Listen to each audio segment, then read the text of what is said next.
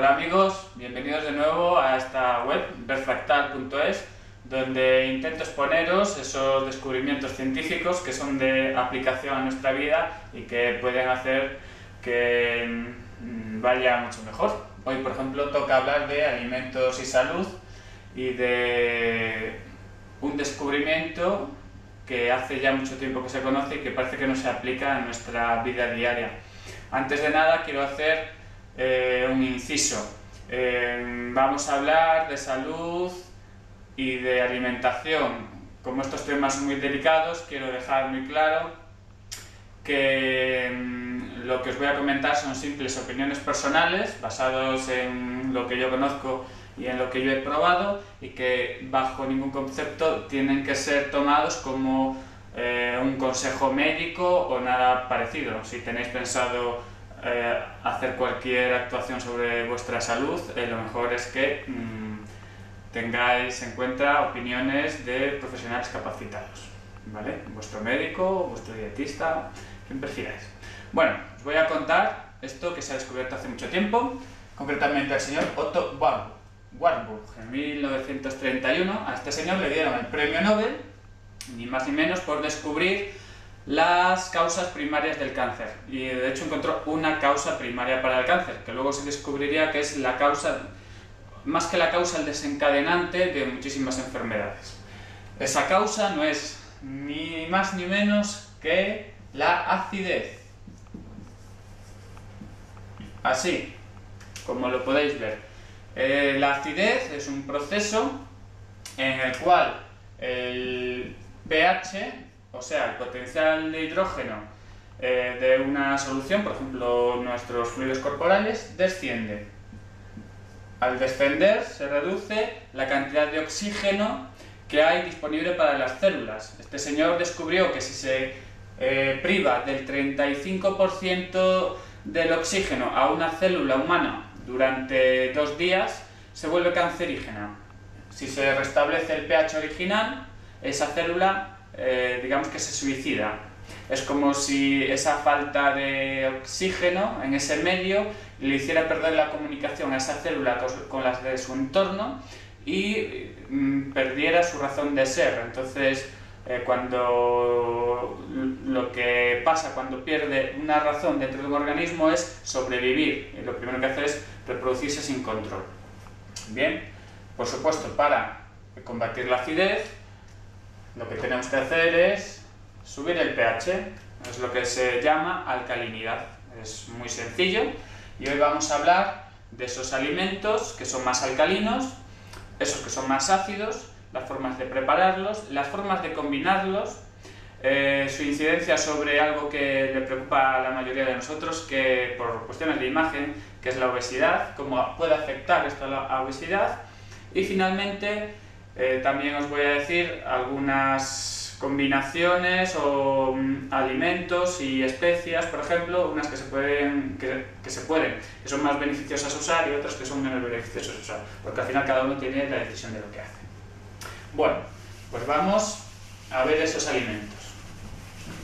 Existen 2 clases de alimentos. Están los alimentos que por sí son ácidos y los alimentos que por sí son alcalinos, pero lo que importa no es cómo sean de por sí, lo que importa es cómo son a la hora de tomarlos. Por ejemplo, si los vamos a cocinar, van a perder parte de su alcalinidad. Entonces, originalmente podemos tener un alimento alcalino que se puede volver ácido. Entonces vamos a ellos. Vamos primero con los alcalinos y vamos a poner también, por ejemplo, los ácidos. De esta forma pues podemos ir comparando. Un alimento alcalino normalmente es un alimento crudo. Por ejemplo, un vegetal, ¿verdad? Un vegetal crudo. Un pimiento, cebolla, tomate crudo, son fuentes alcalinas. Si cocinamos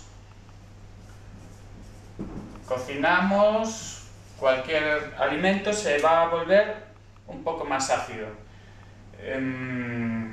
Bueno, otras fuentes alcalinas, por ejemplo, algo muy sencillo es el limón.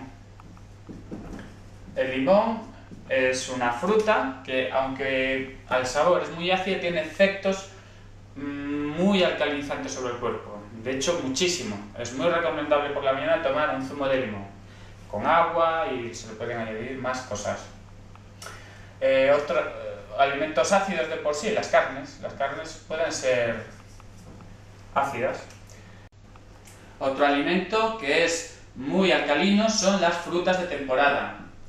Sin embargo, tenemos otro que puede parecer que es parecido, pero no, que son los zumos. Los zumos envasados suelen tener azúcares añadidos y se les someten a ciertos procesos. Eso los convierte en ácidos. Bien. Más ejemplos, por ejemplo, de alimentos alcalinos son las semillas. Semillas, por ejemplo, las nueces, las avellanas, etc. Son alimentos que a efectos prácticos son muy alcalinos. Ácidos, por ejemplo, puede ser el café, por ejemplo, el alcohol. El truco está en combinar estos dos grupos de alimentos de tal forma que el saldo sea siempre alcalino para nuestro cuerpo. Recomiendan los expertos en este tipo de alimentación hacer un reparto más o menos 70-30. Pero claro, también depende cómo los tomemos. Y ahora vamos a ver en esta segunda parte la mejor forma de combinarlos. Porque hay que combinarlos de diferente forma, porque nuestro cuerpo tiene diferente forma de procesarlos. ¿Bien? Por ejemplo, si vamos a comer una carne, el cuerpo tiene que digerir esa carne. Para digerir esa carne necesita una acidez. En el estómago se genera ácido clorhídrico, en fin. En cambio, si vamos a comer una pasta, por ejemplo, unas patatas, unos hidratos de carbono, la digestión es totalmente diferente. Es preciso que sea más alcalina, es diferente. Entonces, el truco está en no mezclar esos dos tipos de alimentos de tal forma que nuestro sistema digestivo esté más relajado y no consuma excesivas energías en algo que debe ser sencillo. ¿Bien? Entonces, por ejemplo, a la hora de tenemos la digestión, volvemos a tener la parte ácida y tenemos la parte alcalina. Bien. Por ejemplo, un alimento ácido, que no sea ácido, no importa que sea ácido, que requiere una digestión ácida, es la carne. Bien. En cambio, todo lo que sea hidratos de carbono tiene una digestión, vamos a llamar alcalina. Por ejemplo, las patatas. Vamos a ponerlo bien, así está. Las patatas son hidratos de carbono, son proteínas. El típico plato de filete con patatas es un problema para el estómago y vamos a sentir una digestión pesada, no se van a absorber correctamente los nutrientes y van a causar otros efectos. Por ejemplo, carne, pescado, todo lo que sea proteínas, huevos y aquí todo lo que sea hidratos de carbono. Pastas, arroces, todo esto, ¿verdad? Harinas, todo lo que lleve harinas, especialmente las refinadas. El pan, algo tan sencillo como el pan, a la hora de comer, combinaría, si tenemos un plato de hidratos de carbono principalmente, pero no si tenemos proteínas. Proteínas como puede ser pescado, huevos, etc. Tenemos comodines para hacer, digamos, más llevable este tipo de dieta. Se llama dieta disociada, porque disocia las proteínas por un lado, los hidratos de carbono por el otro. Y tendríamos como comodines las verduras, porque no tienen ni una cosa ni la otra, y las grasas. Las grasas, a nivel de digestión, no ocasionan problemas a este nivel, ¿vale? Por ejemplo, podemos tomar nuestros filetes, si nos gusta la carne, En principio no hay alimentos mejores o peores. Otra cosa son las cuestiones éticas, o en fin, pero que no tienen nada que ver a nivel fisiológico. Filete. Cuando tomamos nuestro filete podemos tomar una ensalada. Entonces tendremos un alimento ácido con un alimento alcalino y además que no entra en conflicto a la hora de la digestión. O podemos tomar también, por ejemplo, unos espaguetis con verduras. Podemos hacer algún tipo de salsa de verduras. Entonces tendremos una digestión rápida y agradable y se asimilarán bien esos nutrientes. Por ejemplo, un plato que no, por muy típico que sea, que no es lo ideal para nuestro estómago, es, por ejemplo, unos espaguetis con carne. Entra en conflicto. El estómago va a tener un problema. ¿De qué me encargo primero? Entonces, por ejemplo, va a atacar primero los hidratos de carbono. ¿Qué va a pasar cuando la carne pase sin ser digerida al intestino? Vamos a tener gases, flatulencias, pesadez, reflujo, etc. Como vemos, este es el pequeño mapa que todos tenemos que tener siempre presente. No combinar proteínas con hidratos de carbono. ¿Bien? Existen alimentos prohibidos y existen alimentos que sean, digamos, que nos aporten beneficios a nivel de la salud. Pues sí, voy a intentar deciros algunos los cuales he probado yo personalmente y otros pues de los que he oído hablar y que estoy en proceso de probar, pero parece que es así. Por ejemplo, leche. La leche son proteínas, más grasas, etc. ¿Cuál es el problema de la leche? Que es extremadamente ácida. Al ser extremadamente ácida, nuestro cuerpo tiene que compensar esa acidez. ¿Y cómo lo hace?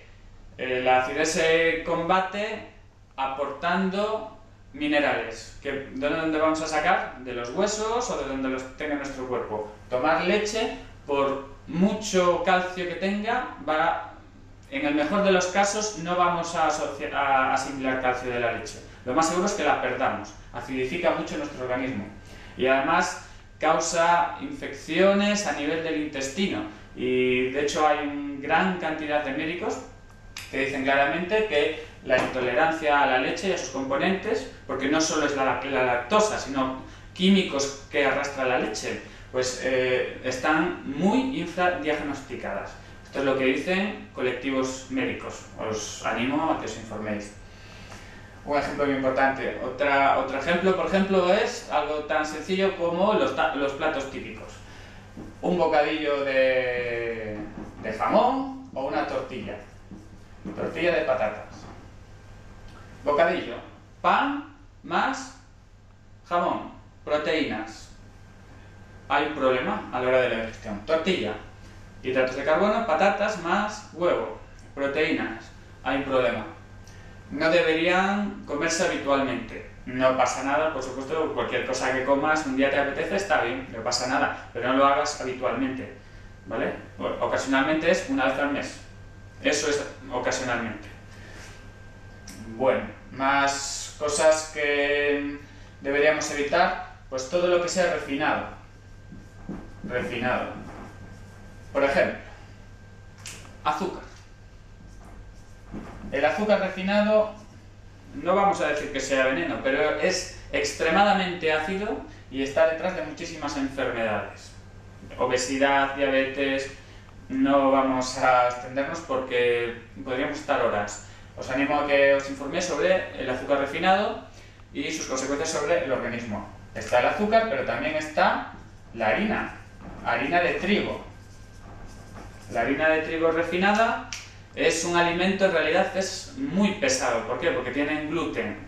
El gluten, que puede parecer algo muy sencillo, en realidad es un conglomerado de 40.000 proteínas. Es extremadamente difícil de digerir. Y además, cuando llega al intestino, causa muchas infecciones, o más que infecciones, inflamaciones, causa inflamaciones. Entonces, os animo a ir dejando de lado estos dos productos.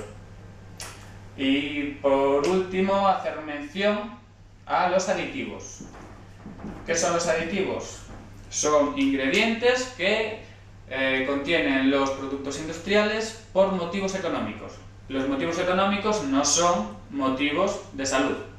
Bien, si investigáis veréis que la industria sanitaria y la industria de la farmacia en realidad es una industria, ¿vale? Y no quiero sacar conclusiones. Aditivos, pues aprended a leer. Por la parte de atrás vais a ver ingredientes. En los ingredientes vais a ver números. Por ejemplo, E9551.